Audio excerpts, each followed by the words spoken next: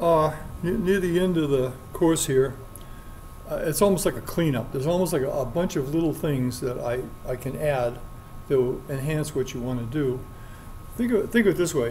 What we have is a collection of tools, a collection of instructions. And we take these instructions, and if you want to do something, you figure out what you want to do, and then you use each one of the instructions to do whatever that is. Okay, that's the whole idea. You have like a toolbox. And what I've been doing the last few classes is just introducing, you know, like hierarchy if you need that, shadows if you need that, various things that you might want to use. And each day I put in some kind of a blurb about how it's done or a little video about how it's done. In some cases I just do it in a class because it's like one step or something. But most of the things, and I'll try to get all of them by the end of the course, I want to be sure I get everything that you need to do in some form so that you can say, oh yeah, I want to do this, and you just click on that and it tells you how to do it. You know, sort of like a book, a readable, or a short film that shows you how to do it, one of the two. Most of that stuff is really already up there. First thing I want to do is, I'm going to do the teleport program first because it's the easiest thing to do. This program, this is right here. What are you doing to me? Don't do this to me. Yeah, there it is. Okay, go back and try it again. Okay, you start off, you're in the holodeck here.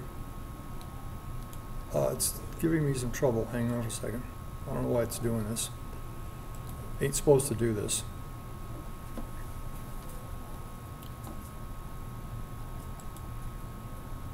Well, that's interesting.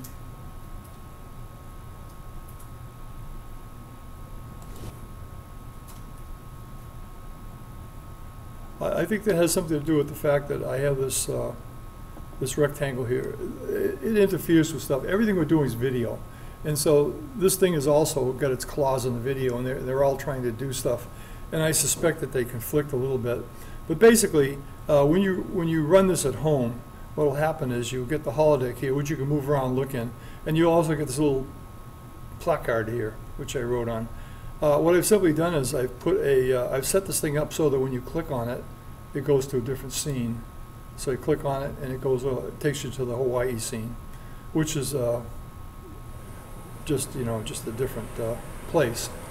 So you can actually, in a program, you can go from one scene to another. Let me just show you how to do it here. This program.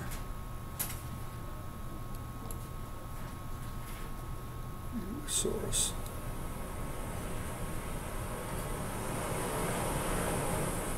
I'll kill this thing to get rid of the noise. Okay, so here's the program that just produced the holodeck. Okay, all it was is a wall program, and I used the same rectangles on the ceiling, walls, and everything. I used it everywhere. It just glued them on. So now the question is, how do you go to a different scene? If you look at this thing, it's all just normal. It's just the normal wall program. It's just got the walls, and the only thing it has different is that I created a little wall here. Let's see right. So basically, do you have a room? Created with the addition of additional walls, you've subdivided up into multiple rooms, analogous to like a house has 4 walls, but it has 4 walls inside. Well, let me do this. Let me do this first. Okay, we'll talk about that. I don't want to talk about that. That's not a bad thing to talk about, but I just want to be sure that I get this clear with everybody first. Roof, floor. I'm in Hawaii. I don't want to be in Hawaii. I want to be in the holodeck. So let me go back to the holodeck here.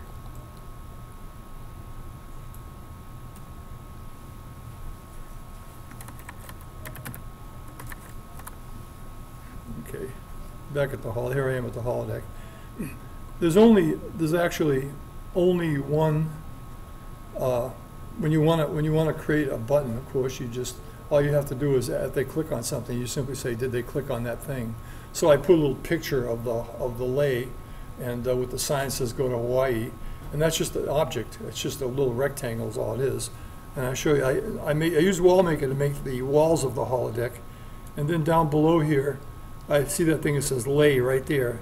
I just created this lay, which is just a, which is up here, which is just the instructions of where it is. I told it to put it, you know, y minus 50, so I told it to put the thing down. I told it to tilt it a little bit and to move it away from me. That's what those numbers are right there. So I just put it in a position where it's in the middle of the floor, or back middle of the floor. And so now the question is, how do I click on it? Well, it's called, I gave it the name lay, L-E-I, right there, lay.plane. So all I do when I put the mouse down, I simply say, well, grab the object, and I say, well, does that equal lay.plane? And if it does, it means I clicked on it. That's simple. That's how you say, did I click on something? And then what I do is, this line right here is the new part. And let me make it a little bit bigger so you can see it. One more here. I think, can you read that line right there? Can you read it okay? Okay, basically, if you want to go to a new location in JavaScript, you simply say window.location.href, those exact words, equals, and then you put down the entire URL, the link URL for the place you want to go, the other website, wherever it is. In this case, it's http://dartworks Hawaii HTML. So you put that in there, and then the only reason why I put a return here is because I don't want to bump into these other instructions down here in the mouse down. No, use mouse down for other things. You put the mouse down, you drag, and you turn like that. Okay, that's actually the thing that's failing in this thing, because what it's doing is, instead of just when I click on the lay, it should be the only place that the mouse should pick that up. It's picking it up everywhere. So it's got something to do with the frame, but that won't happen to you. It didn't happen to me at home. It's just a problem with the video. So anyway, this right here is the instruction. And if you look at the program, which is called holodeck, you'll see it in the program. You see these two lines right here, and that's all you have to know about. So in any, if you have a program and you create an object or a wall or whatever you want, and you say, when I click on that wall, I want to go to a different place, all you do is you have this instruction right here. It says if I click on that wall, get whatever that wall name is in your program, then you simply go to wherever you want to go. Just go to a new program. You don't have to go to another 3D program, but you can go to anywhere. You can go to any link you want to go to, okay? So you can go to YouTube or anything you want. I did a bunch of experimenting today, last night, and it turns out that there's no way to set up a URL, a link, so that when you click on it, it will not only go to where you want, but it will use the browser you want. The browsers don't like each other apparently, and they don't like to do stuff like that. In other words, if you're running Google and you press something, they don't want to send you over to Firefox. So essentially, there's no way to do it. It's unfortunate. You could probably code it some way, but you'd have to write a big bunch of code, and it's not worth it. So therefore, here's what the problem with this is. If you happen to send them to some place that requires the use of a webcam, it'll stay in Google, it'll stay in Chrome, and it won't run it. See, once it's in Chrome, it's stuck in there. Now, if you run the original program, a holodeck program in Firefox, then it will link to something in Firefox, and if that thing has a webcam in it, it will run. Because Firefox allows the webcam, and Google doesn't. Chrome doesn't. Okay, it's a big problem. And the reason why I've chosen Chrome over Firefox to do this stuff is because most of the 3D graphic stuff was running in Chrome, but it wasn't running in Firefox. So therefore, I could do the stuff, some of the stuff with Google that I couldn't do in Firefox. So I stuck with Google, which is has its downside. The worst situation comes up when you want to do webcam and you have Google stuff. It won't run in Firefox and it won't run in Google, so you're kind of in a situation. Anyway, so that's it. That's the only instructions you have to know, and I'll set it up someplace independently so you can see how to use it. And all it is just one line of code. This is always the same, and this is always whatever address you want to go to right there. I put the return in there simply to keep it from bumping into this stuff, because then it will start to slide around. You don't want that to happen, the sliding around. Like in other words, when you click down, it prepares to move, appears to drag. So in other words, you go like this, you go like that, your whole scene changes. Don't want that to happen. When you click down on that box, you wanted to say, oh, I clicked on the box, I want to go to a different site, let's get out of here, and you jump out of there, okay?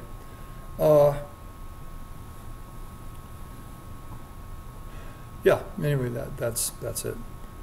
So now the next thing I want to talk about is that San Francisco scene that we saw. There's some things in that are very interesting. When you play audio, like just regular audio, like you have audio coming in and makes a sound, whatever it is, you know we have controls over it, okay? But there are even more controls than what we've been using.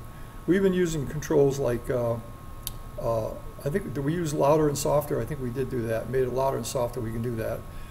You can make the thing jump ahead or back. You can make it jump around if you want. Put it in different places. You know, you can fast forward or fast reverse. You can actually tell it to go away. You can say, kill this audio. I don't want to hear it anymore. Get rid of it.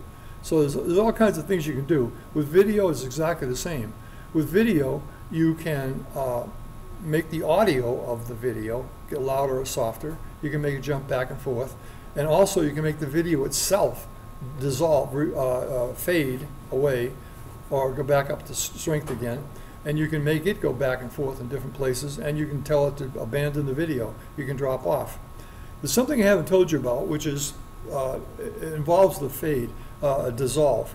When you have, in movies, if you have two film and it's fading out and the other one's fading in the same spot, they call it dissolve. One scene dissolves into the other. In other words, one goes away and the other one comes in. We can do that. We can do that. It's very easy to do, in fact, for us to do that. But what you have to do is you have to put two videos in the same plane, okay? WallMaker doesn't like that. It won't do that for you. It gets upset. So the thing to do, because we have to give it the same name, and it doesn't know what to do in that case. So here's what we do. We make a WallMaker set of walls, okay? And then after you have that, then you create a new wall and give it the same dimensions and location as one of the other walls. That means that that new wall, which has a movie on it, will be in the same spot as one that you already have. So that means now you have two movies in the same spot. And then you have to, as well as creating that wall, you have to create all the rendering stuff, you know, position and so forth for it. So now what you have is two images on the same wall is what it comes down to. Only one of them will show, because one of them, the first one goes on the wall, and the second one plasters over it, so it blocks the first one. So now there's only one will show, the other one won't show. But to ensure that it won't show, what you should do is you should tell the opacity of the one you want to show to be strong and the one you don't want to show to be weak. Okay, bring it to 0 and bring this one to 1, opacity, like the visual, and they're both in the same spot. So now the thing starts off and you're seeing a movie. So then what you can do is, at your command or automatically, you can do it either way, you can say, make the one that's strong start to fade. You can make it strength fade. It gets more and more transparent, which means less opaque. And this one can become more opaque. So while you're making this one slowly go one way, the other one slowly going the other way, and pretty soon you see the other one. You don't see the first one. It's gone. Okay. There's a movie up there called. I tried to run it last time, but I don't think it ran for me. I'm going to try to run it now. And this one has a dissolve. I'm always going to show you the dissolve because the code I'm going to show you actually has all of the things we need to know. It tells us about how to make the videos get stronger and weaker, how to shut them off, how to make the audio stronger and weaker. I want all those things I'd like to do today, just so you can see all the switching and how it works. Okay, so let me just run this film. I think this has what we need. San Francisco Controls has it, but also Winston rain.html. It might be rainy. Let's see if it's rain or rainy. I don't know which it is. That's rain. That works. Okay.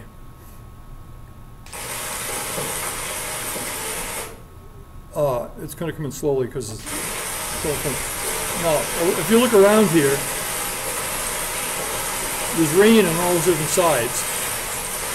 But the front side right here, watch what happens. Listen to the rain too. Again, we're getting some interference because of the video stuff, but I think it'll work, I'm not sure. If it doesn't, I'll just do it over here.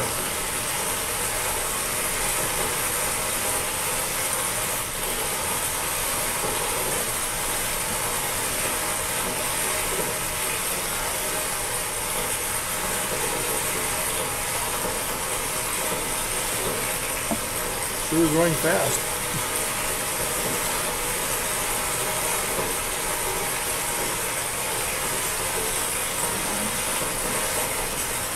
On your home machines, this will run normally. It won't run like this.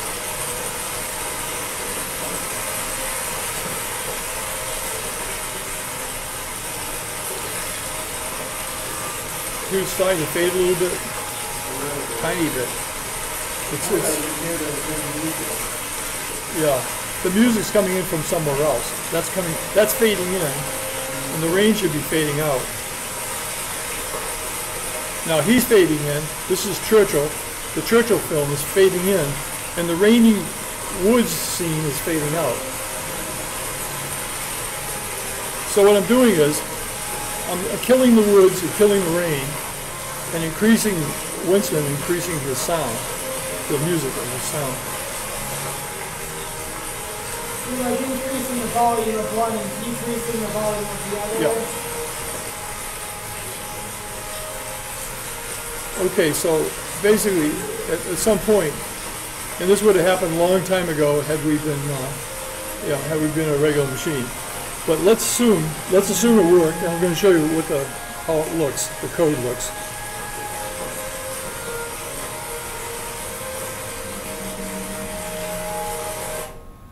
Anyway, it's called Winston Rain. I'll put it up on the site if it isn't already there someplace, but I'll put it up there. Okay, so it gets. There's some stuff here, so we have to kind of look at it and see what we have. To start off with, when you have a video on a wall, like an MP4 on a wall, okay, the way you talk about its opacity is you put down the name of the wall, like for example, wall A, that's the name of a wall down below and among the walls. And you say .material.opacity. You have to say material.opacity. That, in other words, this thing is not, this isn't just like two JPEGs. It's like a video, and you have to actually talk to it in a different way. So you say the name of it, and then you say, I want to talk to its material, which really means its texture. And I want to talk about the opacity of the texture. And what I did here was, I have in the render function right here, I have several devices that talk to the video volume and the video opacity, to both things. Opacity meaning getting dimmer or brighter, and volume meaning louder and softer. Okay, I have a bunch of lines of code that work on this. So let's start off. The render function starts right here, blah, blah, blah. And the first series of lines of code, let me do it right here. I'm not sure if I can add anything to it. I don't think I can. Actually, I can't write on this thing. I'll have to just do it by pointing. Can you read all those lines? Are they readable? Everything readable? Okay. We're in the render function, and it starts right here. Request animation frame, and now we're in. The first thing I do is I say take the ambient light intensity and bring it down to negative to 0.5, down to 0.5. The reason why is because you're in the rainy scene right here, and now I want to do is I want to be in a theater, so I'm taking the floor and everything that are affected by this light, the ambient light, I'm darkening it up a little bit, so the scene up front becomes light, just theatrical stuff, just darken the scenery around you. So I'm darkening the ambient light, which means all of the things that are affected by ambient light, which means the floor and everything, will suddenly lose their intensity. Except for movies. Movies do not. All the just JPEGs will darken, and that means the floor and the other thing. So now what we've done is we've darkened up the room a little bit, and then the next thing I do, I say if wall 0, which is wall 0 is the rainy scene. If I'm not mistaken, let me see if it is. Wall 0 is the rainy scene, or is wall 0? I got to think about this a second here. Material opacity is less than 1. bring it up. Okay, that's wall 0 must be, let me look down here. I want to see which one it is before I say anything else. Wall 0 is Winston. Okay, that's what I thought. It's weird they put it there, but that's what it is. It is Winston. So, if you look up at this thing, I say, if wall 0, which is the pictures of Winston's material opacity, is less than 1, okay, I want to bring him up. I want to bring him up to 1. Because in other words, he's at 0 when we start off with. I set it at 0 to start off with. So what I say is, okay, I want to bring him up to 1. So what I do is I say, okay, if this is the start of the thing, which means start end is 0, this is getting complicated, but I set a variable called start end at the beginning, and I set it at 0. That means this is the beginning of the story. It starts off now. So I said, well, if Winston's amount of light Winston's showing is less than 1, which it is, and I'm at the start of the story, which I am, I want to do this. I want to take Winston and I want to add a little bit to his opacity. I want to make him a little bit stronger. So what I do is I say, okay, if he's a 0 to start with, and by the way, he is a 0 because I set him there. Let me look down below here. I had to have done that. There it is. Material opacity for wall 0 equals, opacity equals 0. See that right there?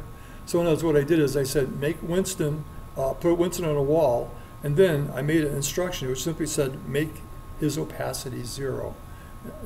Okay, I did that. And so now his opacity is 0 and the wall's opacity is 1. So what I want to do is I want to bring him in by increasing his opacity and decreasing the wall's opacity. So the first part of this thing, let me get back here where I was. The first part of this thing is right here, this little 3-line thing. What it says is, if Winston is less than 1, and we're at the beginning, increase Winston's opacity and also increase his volume, because his volume was 0 too. Everything comes up at once. You're bringing in his volume and his opacity. So that's all that little if statement does. It says if that condition is true, then do it. And down below it says, well, if the wall with the rain on it, material opacity, is greater than 0, that means it's too big. I want to bring it down. And if we're also at the beginning. So what I do is, okay, wall A opacity minus 0.0005. What I'm doing is I'm killing its opacity. So it's becoming more and more transparent. Every time I hit this line, it becomes a little more transparent. At the same time, I take its video and its video volume. And notice I said video volume there. It's wall 1's video volume. That's what I'm changing, is the video volume. And I'm changing that down 1 too. So what I'm doing is I'm going to take it from visible 1, volume 1, down to 0. Both of those are going to go down to 0. And then I also used videos on the other walls. So I don't want to kill their image. I want them to stay there, but I want their volume to go down because I want the rain to disappear. All of them are producing a rainy sound.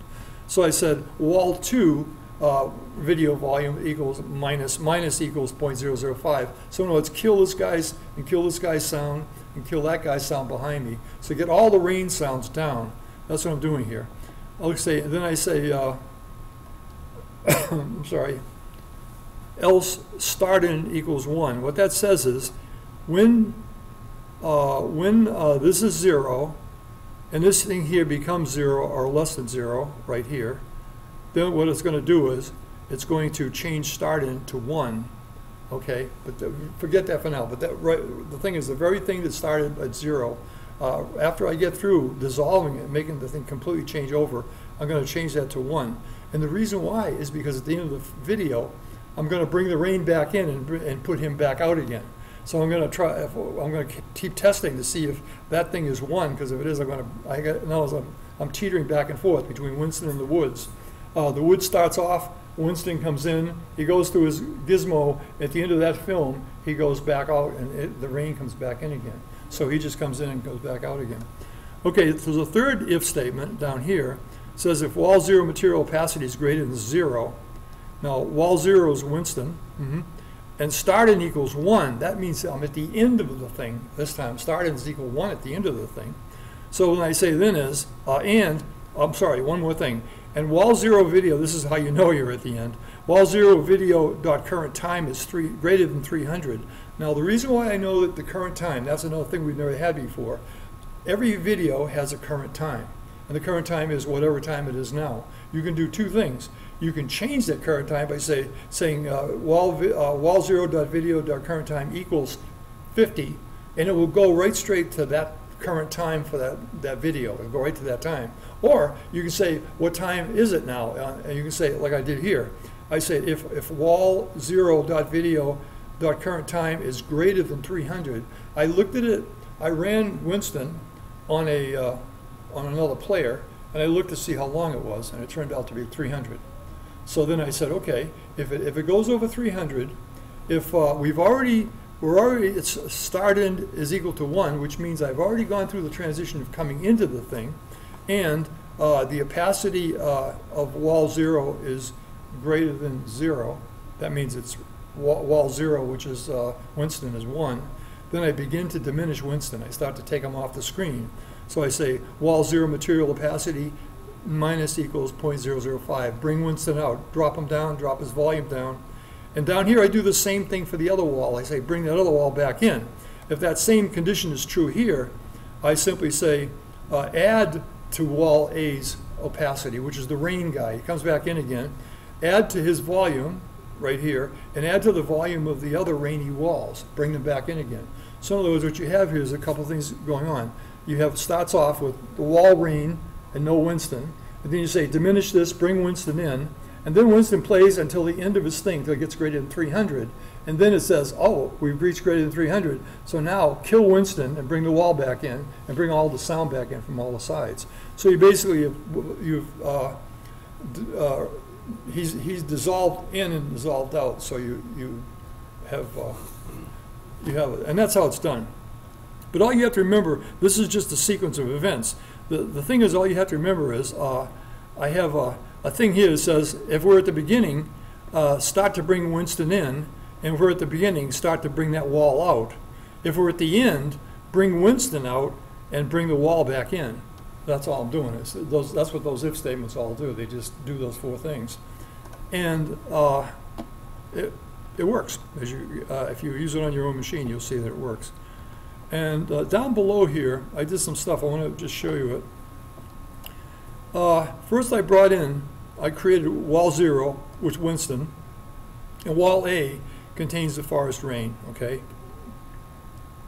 Then down below here, I said wall 0 material opacity. See that script? Wall 0 opacity equals 0. So what I'm saying is Winston in the beginning is 0. He's nothing. I killed his opacity. He's not even, his video doesn't show. And I say wall A material opacity is 1. That means the rain is full.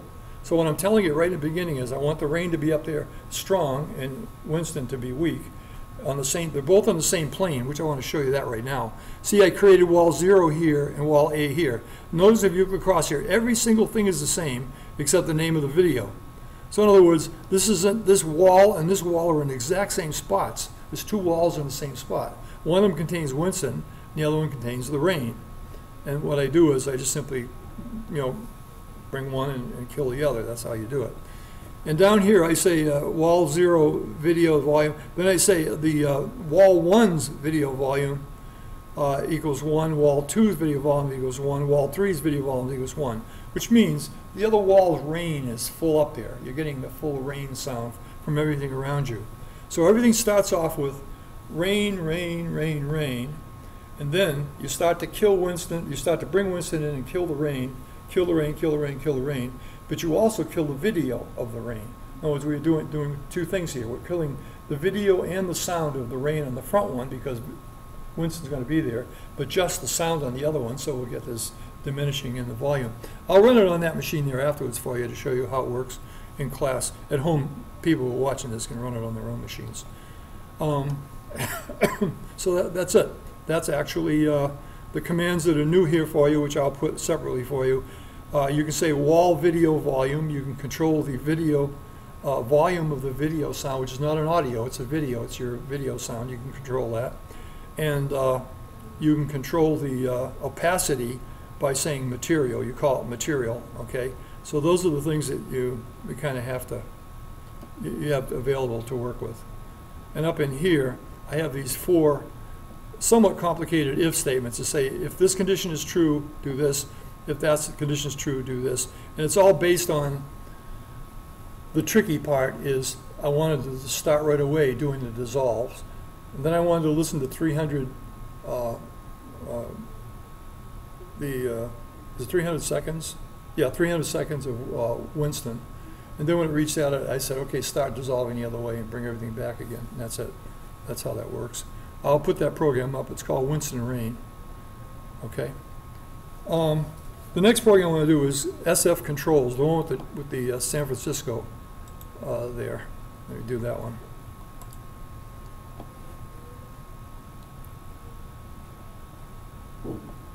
You can get this from the site, or I'm just going to type it in.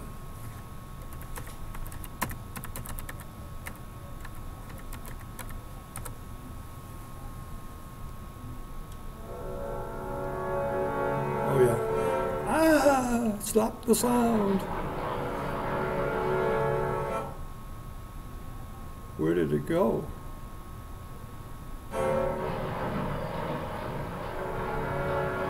Okay, I'm gonna bring it down a little bit here. It's a little too noisy. Oh.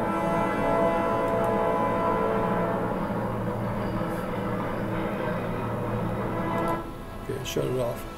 Okay, and this one here, what we have is a video in the front, and I have two things going on. I have an audio of Finlandia, the music, coming in. And I have the video with its car sounds and everything. By the way, those car sounds are not original. Somebody dubbed them in. But there's car sounds for the traffic. This is Market Street, I guess, in San Francisco. So you got all this noise going on. You got this Finlandia going. If you look at these two panels here, this one controls the video here, and this one over here controls the audio for Finlandia. They're coming in differently. One was just an audio. The other one is the audio with the movie. So let me look at the Finlandia one first. I'll take a look at that first. What I did was, I just put this panel up. All it is just a rectangle. And I put some spheres on it. Basically, you have the rectangle, and then you have a sphere on the left of the word play, and a sphere on the right of the word play. And the texture on the spheres is just an arrow. One of them is an arrow, and I let it rotate, so the texture rotates, so you see it, and it's right on, the sphere is right on the plane, so the arrow seems to come out of the plane and goes back in again because it goes behind the rectangle. So basically, all that is doing is that's simply saying, if you want to play this thing, I just put it there for, visual effect. So basically, there's a sphere rotating. That's all there is. This sphere right here doesn't rotate because it means stop playing the music. It'll stop the music. And so therefore I have two switches. I have a switch here and a switch here. And what I simply do is I ask the program, I say, if I hit this ball, when I click, if I hit the ball that's here, make the thing play. And if I click the ball that's here, make the thing stop playing. And down below I have skip. It's the same thing. What I do here is I say, well, if I click this ball here, I want the thing to, it's time to go back. I want to go back in time. And if I hit this ball over here, it goes fast forward to it. And by the way, I didn't do it, I just picked an amount. I picked like 10 or 12 or something. Just picked an amount. And unlike keys, a mouse is different. You can't just hold it down, it won't do it. You have to go click, click, click, click, click to make it do something. Because it actually, the key is different. When you hold it down, it keeps looking and says, I'm down, I'm down, I'm down. Once the mouse goes down, you're locked into some function, and it doesn't have any more tests. It doesn't know anymore, any more about it. So therefore, in this case right here, to make this thing skip, you'd have to click it a few times to make it keep skipping. And if you wanted to make it play, you click it once here. But volume's the hardest one, because I have two spheres here, and they're rotating in different directions. They got arrows on them. If you hit the down volume, the volume will go down a little bit, but you might not even perceive it. So you have to click it a bunch of times to get the volume really to go down. And then you have to click the volume up to make it really come up. Let me bring it back to life here, and then we'll play those right now.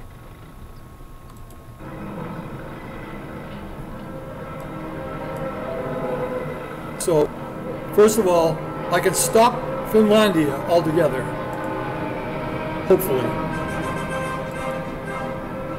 I hope I can. Right there. There it is. Finlandia is dead. okay? Hit the wrong one myself. If I want to bring it back to life, I go back over here and click on that. It comes back to life. If I want to skip forward, I click on this one. I can make it skip forward. I can make it skip backwards. Or am I can bring the volume down by clicking on this right over here.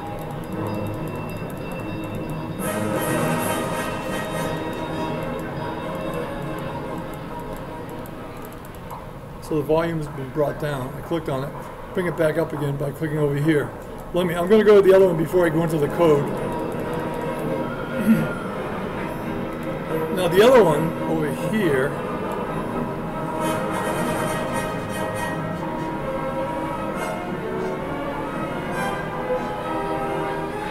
same thing.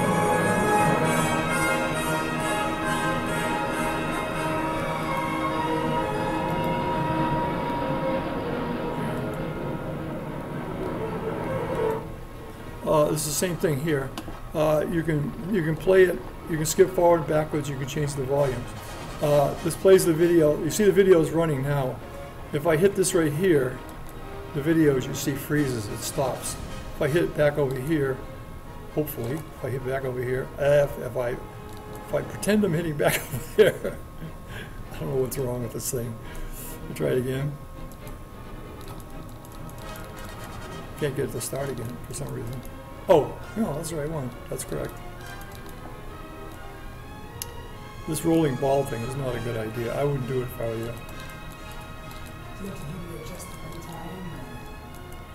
What? Or do you have to click it at just the right time as it rotates? Yeah, I think, well, I'm hitting it several times here. I don't know why it's not doing it. I'll have to look at the program. When we look at it, I'll take a look at this code for volume on. Let's see what happens now. Volume rise. You can skip ahead with it. Like, let's see if that works. I'll skip ahead. No, the video. Oh, it might be because, yeah, I think this is again an artifact of the. It works. It kind of works hokey though. See, I'm hitting the fast forward thing here to having you go fast forward. It's probably trying to do it, but it has to read in the stuff to find the frame. Let me go back this way over here. So like you're saying the machine Make it go just backwards. drops down in this case. Yeah. Anything. See what I have going here, of course, is a lot of stuff as you can see for this, the way these machines, an old machine here. But you see the idea. Finally, the volume of the film should be. Let me turn this back on again. Hang on. Turn on our sound.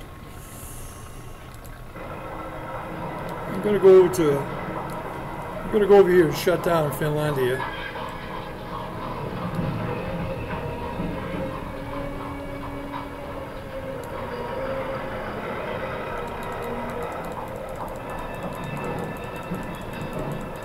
Okay, Finlandia is virtually off.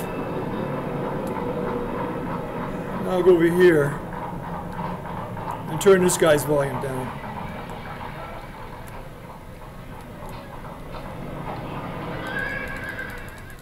There we go. That one's much easier to work. It works better. This one doesn't work very. Okay, you get the idea. Okay, but you get the idea. There's 6 controls for each one of them. Now I'm going to go and look at the controls themselves, okay? Essentially, I'm clicking the mouse. And when I click the mouse, it says, I see this sphere, and this sphere says, do that. So whatever sphere I hit tells it what to do. And that's the whole idea. So let's bring it up here.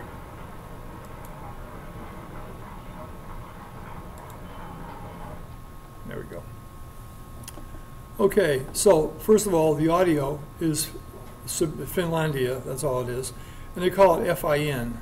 In other words, I give it the name in my program, FIN. I bring it in like that. And let's go down here to grab objects. Now, grab objects is where it all happens. That's when you click on something, that's where it has to. So each one of my, each one of these little spheres I have here has a name. One of them is called down, up, run it, pause, forward, and back. These are names I gave each one of the spheres. And irrespective of which one I click, just look what happens. So if I hit the down ball, first of all, I grab the object that I clicked on, and I say, well, if that object was a down ball, which is one of the spheres, Then what I do is I say wall0.video.volume. The volume of that video goes up. Sorry, it goes up. Why is that? Oh, that's okay, because it calls it the down ball. That doesn't mean anything. Whatever the name of the ball is, I make the volume go up for that one, whatever that one is. I'm sorry I gave it an upside down name, but that's what it is right there. It turns the volume up. If I hit a different ball, I take the video volume and I subtract 0.1 from it, so I make the volume go down. If I hit another ball, it says take wall 0 video play, right? That means make the video play. If I hit another one, it makes the video pause. That's how you do it. You make the video move, you make the video stop. So for example, it could happen, here's the way sometimes I would do scenes. If you have a video that's going to show, you have like something from YouTube, and you want to show it on when you open up your screen, you could have it in a pause position, so it's showing the first frame, and it's just not doing anything. And as soon as the thing all assembles, it can start running. It could begin to run. You can do tricks like this by using stuff like the pause and run, pause and play commands right there. This one right here, video current time. What I'm doing is I'm subtracting 5 from it with one of the balls, which means bring it back, bring the movie back a little bit. 5 seconds? What? 5 seconds? 5, in this case, it's seconds, I believe. Yeah, I believe it's seconds. And then if you go forward, you go 5 forward, like that, 5 seconds forward. And that's it for the video. That's how the video works. It's the same controls we had in the previous video, but these here are used in a different way, because you don't have to do anything inside the program, because it's being done for you right here, outside of the rendering function. So right here, the audio test the same thing. I have one ball that says the name of the sound dot volume. That's all you have to do. See, this one up here, you have to say the wall 0 video volume. When it's just a sound, just an audio sound, you say the audio sound dot volume. That's all you have to do. It isn't a video, so you don't have to use any other dots in there. This is a play command. This is a pause command. And again, it has the current time command also. So in other words, that capital T, by the way, notice it's current capital time. That actually will tell you, if you look at that, you can actually look at it, see what time, how far into the video it is. Or if you test that, you can say, if the time is a certain amount, do something. Or you can change it. You can do stuff to it. So that current time is quite cool. But what you have to do is say the name of the audio, just like you would say the name of the video, current time, and then you can either test it or add to it or change it or whatever. You can't go beyond the length of the audio or of the video, though, because then what will happen is it'll die. It won't be there anymore. So that's kind of how that works. Okay. Now these things, to write a program that actually put these things in would be really hard to do, because there's a lot of code here. But these programs are up there. You can take a look at them. You can sort of see how they work. This thing right here is, you look at this code and you're going to say, what is that? Well, what that is I made the planes, and then I put the spheres on the planes, okay? Now, you can take the spheres and you can move them into position like that and do that if you want to. That's one way to do it. I chose to do it differently. I'll show you why. I created the the plane. Then I created the spheres and put them in position. And then what I said is, I want to add these spheres to this plane. So in other words, wherever I move the plane after that, the spheres go with it, because I wasn't sure where I was going to put everything. So what I did is right off the bat, I took the plane and embedded the spheres into it with an add, said add this to that, so that now the spheres are locked to this plane. So wherever the plane goes, they go too. So that way, if I wanted to move the plane someplace else or up or down or whatever I wanted to do, the buttons were still there. And that's what I wanted to do, is be sure I didn't lose them as I fiddled around with the thing. Okay, so that's what those vidcontrols.plane add do. Vidcontrols is that controls the videos, and there's an audio controls plane right down here, which is the plane that controls the audio. I added its little spheres, locked them into position also with the same commands. So that took care of that. This program's big. Look at it, it's got a lot of stuff in it. But as I've often said about programs, it's usually repetitious, the same stuff over and over again. Here's the front wall, blah, blah, blah, blah, blah. Here's the side wall, blah, blah, blah, blah. Here's the back wall. And it's just a lot of writing, but all you're simply doing is you're putting these things down. You have to write it somehow, so you have to put it down. Programming-wise, this is really not a very complicated program. It's actually kind of simple. All it has is this grab objects, and the object you hit, you tell it to bring the volume up or down, or bring it fast forward or fast slow, or whatever you want to do. That's it. And it's just, as you see, it's just walls and floors over and over again, positioning. That's all they are. One thing I would like to have you not do is become afraid of looking at big programs, because big programs are broken down into little parts. And you look at each little part and you see what each one does, and pretty soon you see it's just a lot of the same repeated stuff over and over again. It makes it easy to think of it that way. The last one here, SF controls, and Winston. Yeah, I guess we pretty much covered it. Okay, as I say, we're near the end now. I'm going to put these. I'll put these up as a list, so you can actually look to see how to do it. It'll tell you how to, if you want to make the thing move fast, do this. If you want to make it move slower, do this. If you want to reduce the volume, do this. I'll put those commands all up there. Other than that, I think that's about it. What I'm going to go to next is it's possible to put dynamic objects in the thing. People running, birds flying, things doing stuff, okay? It's possible to do that. The problem with it is this. Here's the reason why we can't get into it very deeply, because it takes another program. It's free. The other program is free. You have to create the thing graphically. You have to create its motion, its range of motions, whatever that is. And then you have to say, you tell that program to save it so that it knows what its motion possibilities are and what's there. And then what happens is our program can pick it up and use it. Now I have some of those already I pulled from other places. And I'll show you how, if you get in a situation where you want to actually build animated objects in a different program and bring them into ours, I'll show you how to do it. You bring them in, and then you do the same things we do. We can rotate them, move them back and forth. We can move them. If the thing is just walking like this, you can say, if the thing is, if you have the thing in a certain position, all you have to do is say, move it across the scene. You can say, add a little bit to its X, or add a little bit to its Z or something. So in other words, you can make a walking thing actually move around. I'm going to show you that in a couple of programs. I'll show you how you can, I have a horse, for example. I have the horse running around in a circle. Very easy to do. Once you know the horse is moving forward, all you have to do is say, now that we know he's moving forward, make him move. And the movement's right, but he's not going anywhere. You just think, make him move in a circle, and he's actually moving around now. And so that's all it does. Once you get the moving character, you've got whatever you need to do it. So I'm going to introduce that stuff next week. We've got no class next week, this Thursday. We've decided to cancel for Thanksgiving. We could have, can't do it. But I can see you after Thanksgiving. I'll start with this last stage of animations and stuff, and that'll get you going. I don't really know about evaluations, if you guys do online evaluations or not, but I have a thing I usually send out to students. I put it on my website that asks you a couple of things. And this time, what I'm really interested in is I can see where my present method for presentation there's no difference between being here and not being here, really. You can talk to me a little bit, but that's about it.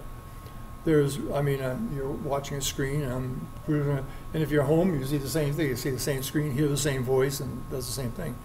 And I'm kind of, I'm a little reticent to go out that direction, full scale online like that. And I kind of would like to have your impressions and see whether you think what do you think about it? That's all. I don't really want to put words in your mouth. I just don't know what to think about it.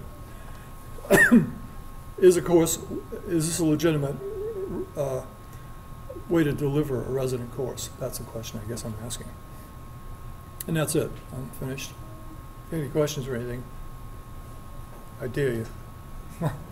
Okay, gotcha. We're done.